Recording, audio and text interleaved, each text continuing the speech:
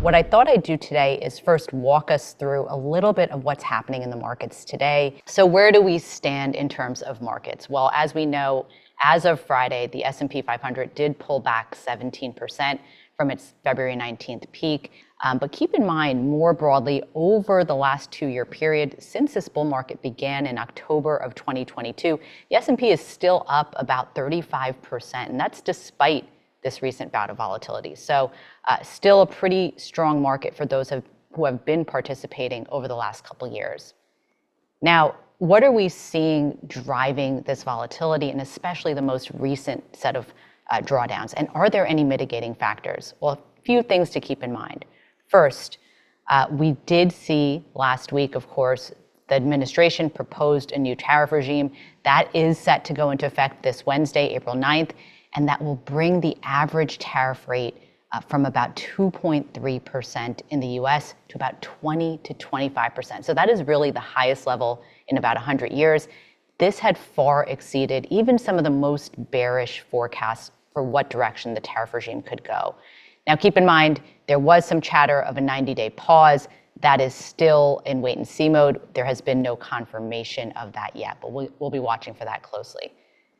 Secondly, we know tariffs will act as a tax across primarily consumer goods, and they'll likely raise prices and potentially slow economic growth. Now, we ran some numbers based on a 2018 Federal Reserve model that suggested a potential 2.4 percentage point hit to US growth and a 1.4 percentage point rise in prices or inflation.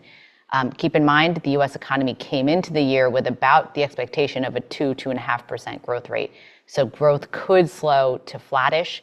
We have not yet seen signs of a recession on the horizon, although the probabilities may be rising there. Now, of course, as we go through this process, some countries, as we know, may choose to retaliate. We certainly saw that news out of China on Friday, where they did retaliate with 34% tariffs of their own. But other countries may choose to negotiate. The administration certainly has been pointing to tariffs as a long-term approach, less so of an ongoing negotiation. But perhaps the peak of tariffs is now what we have in front of us, and we could see tariff rates move lower broadly from here. Of course, uncertainty still remains elevated, which is why we're seeing this volatility, and that does make the operating backdrop challenging still, especially for corporations looking for answers. Now, are there any mitigating factors? I know it laid out a somewhat dim outlook with excess tariffs and slowing growth and potentially a rise in inflation. Well, I'll point to a few mitigating factors. First and foremost, the US economy did start from a position of strength. Now, that is a much better starting point than had we been already slowing and potentially on the cusp of recession already. In fact, GDP momentum was pretty strong coming into the year, 2.5% growth last quarter. We, of course, even got a jobs report last Friday, which showed a pretty healthy growth rate, 230,000 jobs added versus an expectation of 140. Unemployment rate still resilient at 4.2%. Second point I'll make here on mitigating factors is, of course, the Fed. And this one is still an ongoing question mark as well. But generally speaking, even though the Fed is faced with potentially higher inflation and lower growth, they have indicated that they may be able to and willing to look past the higher price levels if they start to see a meaningful deterioration in growth or the labor market. Now, markets are now pricing in 4 to 5 rate cuts. We still think 2 to 3 may be reasonable, but keep in mind that likely won't happen until the June meeting as we get an ongoing set of economic data in the months ahead. But nonetheless, we think the Fed is still poised to cut rates in 2025. And then, of course, the administration has been talking about potentially using the tariff revenue to support tax cut, or at least extending the Tax Cut and Jobs Act.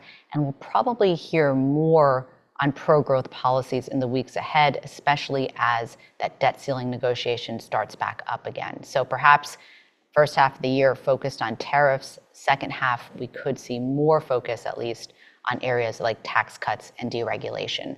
So, of course, while we may be facing a bear market, we did want to look back and share some data on how bear markets have performed and how they can be opportunities. So this chart basically shows since 1970, we have actually seen 8 bear market periods with 20% drawdowns or more. And in fact, if you look at the 1-month, 6-month, and 12-month periods following these bear markets, we actually see positive results across almost every period here.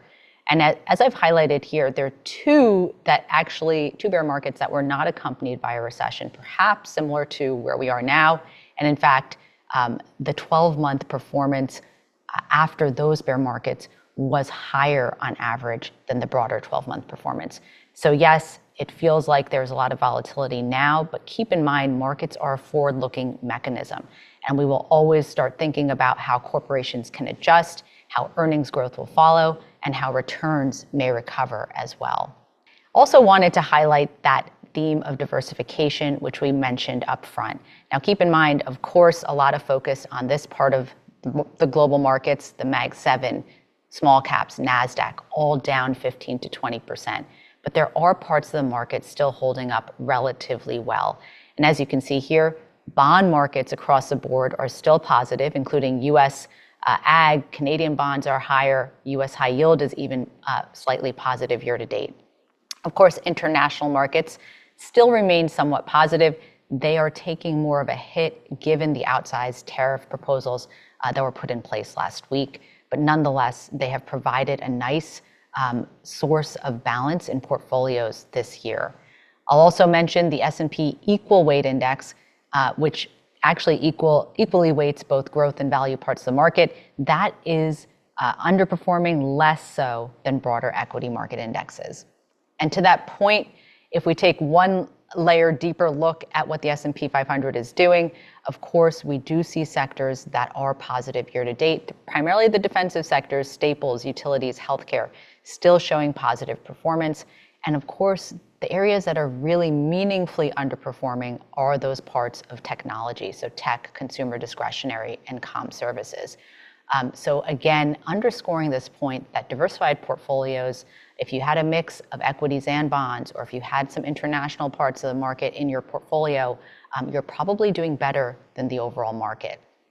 Just some upcoming dates to watch. I know we're all looking for potential sources of volatility, but catalysts. April 9th, as I mentioned, this Wednesday, is when the tariffs are supposed to be implemented. More to come on whether that gets postponed or not.